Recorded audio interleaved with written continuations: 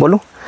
ये आज मैं आपको चाइना रोज़, जिसको गुड़हल कहते हैं, और गुड़हल अपने आप में जैसे रोज़ में बहुत सारी वैरायटी है, उसी तरह गुड़हल में भी बहुत सारी वैरायटी है, बहुत सारी किस्में हैं। तो आज जिस किस्म के से आपको रूबरू करवा रहे हैं वो आप देख रहे हैं कि हल्का पिंक कलर का है। और ये प्लांट को मैं जैसे हम कहते हैं कि लिस्ट केयर की आवश्यकता होती है, बहुत ज़्यादा इसकी देखभाल की आवश्यकता नहीं होती है। और ये पौधा थ्रू आउट द ईयर, जैसे कहते हैं कि गुलाब की तरह पूरे साल इसमें फ्लावरिंग आता ही रहता है। तो ये पौधा इसमें फ्लावरिंग आता है और कई सारी वैरायटी है। पहले आज आपको इस वैरायटी के बारे में बताऊंगा। इसका जो फ्लावर का कैरेक्टर है आप देख ही रहे हो कि सिंगल है, सिंगल इसमें पेटल्स हैं और ये मिलता जुलता है, इसी वैरायटी से मिलते जुलते इसके कई सारे कलर हैं, थोड़ा डार्क होगा या कुछ भी होगा। तो मैं आज जो फ्लावर के बारे में जो वैरायटी है उसके बारे में मैं आपको वो करवा रहा हूँ। एक्चुअली क्या है ना कि लोग इसको बहुत कॉस्टली समझते हैं, ख़रीद भी लेते हैं।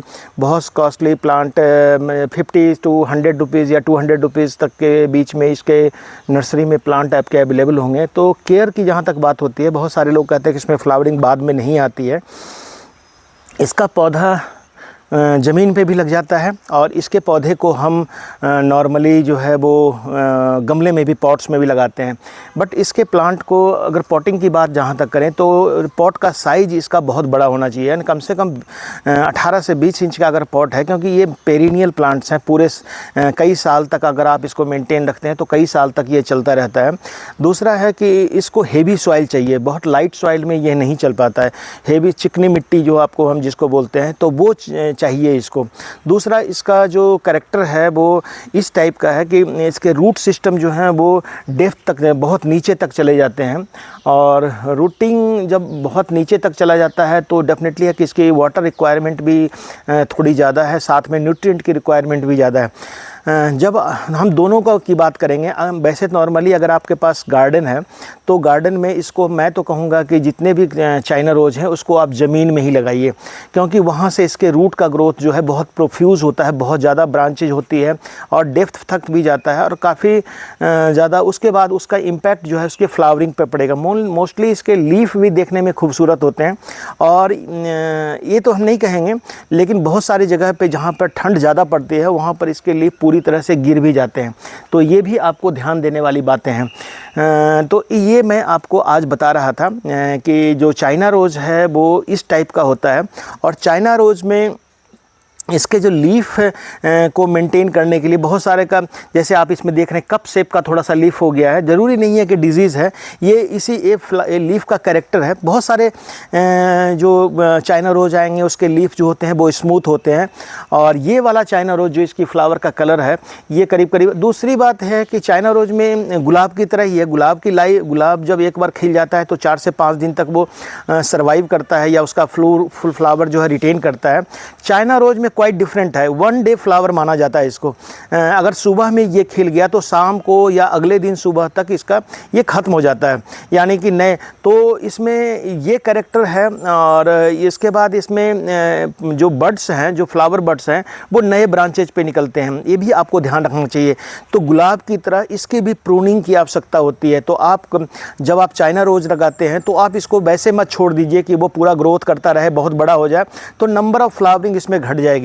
इसको एक पर्टिकुलर टाइम पे आपको, जैसे अब अभी सितंबर का महीना है तो ऑलमोस्ट जब इसमें फ्लावरिंग कम हो जाती है बसंत के आसपास, तो इसमें इसकी कटिंग कर दी जाती है। और बरसात से लेकर के कि एंड से लेकर के कह सकते हैं और लास्ट तक, जैसे सर्दियों तक इसकी फ्लावरिंग बहुत ज़बरदस्त होती है। सर्दियों में इसके फ्लावर ज़्यादा अच्छे होते हैं, देखा है मैंने। और बरसात से पहले इसकी प्रूनिंग कर दें तो इसमें ब्रांचेज बहुत अच्छी तरह निकलते हैं। इसको मेंटेन करना बहुत ज़्यादा वो नहीं है कि मेहनत वाला काम नहीं है। इसको मेंटेन करने के लिए 4-5 पॉइंट्स मैं आपको बताऊंगा कि गुड़हल में रूट सिस्टम बहुत बढ़िया होना चाहिए। अगर रूट सिस्टम ऐसा हो कि आपको, अगर आप प्लांट लेके आते हैं तो ग्राफ्टेड प्लांट लेकर के आइए, या आप कटिंग वाले, मोस्टली कटिंग वाले प्लांट ही मिलेंगे, या ग्राफ्टेड एयर लेयरिंग वाले प्लांट प्लांट होते हैं। और उसके बाद इसमें बोन मिल, नीम की खली, उसके फिश मिल, उसके अलावा आपका थोड़ा बहुत की मात्रा में रॉक फॉस्फेट वगैरह मिला करके या NPK की मात्रा थोड़ा सा डाल करके और इसके मिट्टी को तैयार कीजिए। मिट्टी मैंने आपको बोला कि हेवी सॉइल चाहिए इसको, जितना हेवी सॉइल होगा उतना अच्छा इम्पैक्ट इसके ऊपर होता है। तो ये आपका ये पौधा चलता है। और दूसरी बात, ये पौधा ग्रोथ भी तभी करता है जब इसका सॉइल जो होगा वो हेवी होगा। रूट ग्रोथ बहुत डिपेंड करता है, लेकिन अगर पॉट में लगाते हैं तो इसकी रूट की प्रूनिंग बहुत ज़रूरी होती है। मैं आपको आज जो इसके चाइना रोज़ के बारे में बता रहा हूँ, ये चाइना रोज़ हमारे पूजा में भी बहुत ज़्यादा यूज होता है, तो लोग अपने घरों में इसको लगा करके रखते हैं। आपने देखा भी होगा कि चाइना रोज़ में एक ही प्लांट में कई सारे कलर आते हैं, तो वो भी इसमें ग्राफ्टिंग की टेक्निक है। बर्ड ग्राफ्टिंग इसमें बड़ी सक्सेसफुल है। अगर इसके बर्ड्स को लेकर के इसके स्टेम में ग्राफ्टिंग कर दी जाए तो बहुत बढ़िया चलता है। और इसका जो प्लांट है ये नंबर ऑफ़ ब्रांचेज जितनी ज़्यादा निकलेंगे, तो वो आपको ध्यान रखना है कि जितनी ज़्यादा नंबर ऑफ़ ब्रांचेज निकलेगी उतनी ज़्यादा इसमें फ्लावर आपके आने के चांसेज होंगे। फ्लावर को इंड्यूस करने के लिए फास्फोरस और पोटास, दो चीज़ों की आवश्यकता बहुत ज़्यादा होती है। वैसे तो बैलेंस न्यूट्रिएंट इसमें चाहिए, लेकिन फास्फोरस और पोटास की मात्रा इसमें कम नहीं होनी चाहिए। इसका लीफ का लक्ष्य जो है, पत्तों के साथ ही इसके फ्लावर अच्छे लगते हैं, ऊपर की तरफ निकलते हैं। एक कैरेक्टर होता है चाइना रोज़ का कि जब इसके फ्लावर निकलेंगे वो बाहर की तरफ होते हैं, तो लीफ को ये ढक लेता है एक तरह से, और ये इसकी खूबसूरती है। 1 डे प्लांट है। और एक दूसरी बात इसको मैं ये भी कहूँगा कि ये चूँकि दिन में खिला रहता है, तो डेफिनेटली है कि हमारे को 8-9 बजे के आसपास नॉर्मली आप देखेंगे चाइना रोज़ के फ्लावर पूरी तरह से खिल जाते हैं, और उसके बाद ये कंटिन्यू करता है। तो ये फ्लावर की बात मैं कर रहा था। और इसका जो प्रोपगेशन है चाइना रोज़ का, आपने देखा होगा, मैंने आपको इसके बारे में डिटेल में भी बताऊंगा, लेकिन मोस्टली इसके जो है कटिंग्स के द्वारा तैयार हो जाते हैं। सॉफ्ट वुड कटिंग भी इसकी लग जाती है, हार्ड वुड की कटिंग भी लगती है। और इसको बरसात के समय में लगाना चाहिए, सैंड में लगाइए, प्योर सैंड में शुरुआत में। जब इसमें रूटिंग हो जाती है उसके बाद इस प्लांट को आप वो कर सकते हैं, ट्रांसप्लांट कर सकते हैं।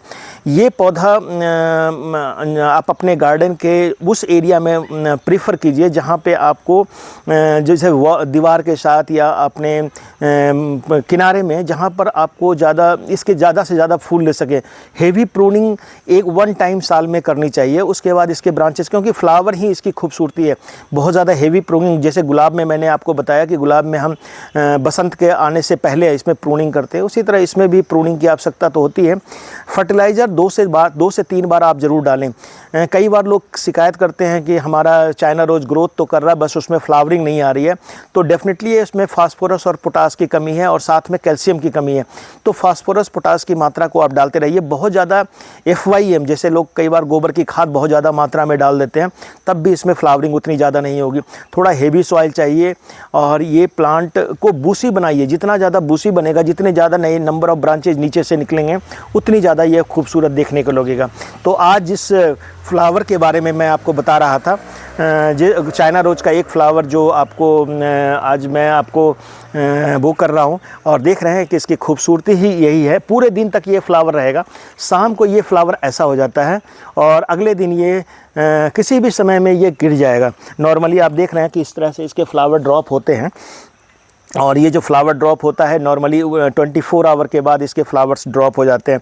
वैसे तो इसके मेडिसिनल वैल्यू भी बहुत मानी जाती है। पूजा तो हमारे एस्थेटिक वैल्यू तो है ही है, लेकिन हम इसको इसमें कई सारे हैं, मल्टी लेयर वाले भी आते हैं, बहुत सारी वैरायटी है। मैं आपको बीच बीच में क्लोज इसको ज़रा दिखाएंगे तो आप इसको देख सकते हैं। इसके बर्ड्स भी जो है ना, वो प्रोपगेशन के साथ निकलते रहते हैं। जैसे जैसे हर लीफ के साथ एक फ्लावर बर्ड निकलता रहता है, और ये कंटिन्यूअस ग्रोथ चलता रहेगा। जैसे जैसे पत्ते निकलेंगे उसके साथ साथ फ्लावर आएगा। इसमें आप देख रहे हो, ये तो पोलन ग्रेन है। इसमें एक कीड़ा जो लगता है, दैट इज एफिड। एफिड को मेंटेन करना बहुत ज़रूरी होती है। एफिड जो है, जिसको तेला बोलते हैं, जैसे रोज़ में मैंने बोला कि रोज़ में बहुत ज़्यादा नुकसान करता है, उसी तरह एफिड इसमें भी, चाइना रोज़ में भी बहुत नुकसान करता है। ख़ास करके ये जो पोर्शन है, टिप पोर्शन है, यहीं पे एफिड लगता है। तो इसको प्रॉपर केयर की आवश्यकता होती है, और इसके लिए आपको मैंने बोला कि जो हमारा बेकिंग सोडा होता है 1 लीटर में आधा चम्मच डाल करके इसको कंटिन्यूअस 7 से 8 दिन के बाद अगर आप स्प्रे करते रहते हैं तो इसका लीफ का लक्ष्चर भी ठीक रहेगा और ये एफिड, थ्रिप्स, माइट उसके अलावा वाइट फ्लाई को भी कंट्रोल करेगा। तो आप उसको कर सकते हैं। This is one of the best plant.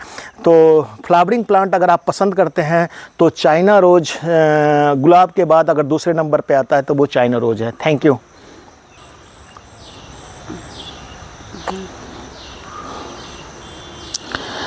एक बनाओ ना वीडियो, इसको बनाते हैं, इसको बना ही लेते हैं।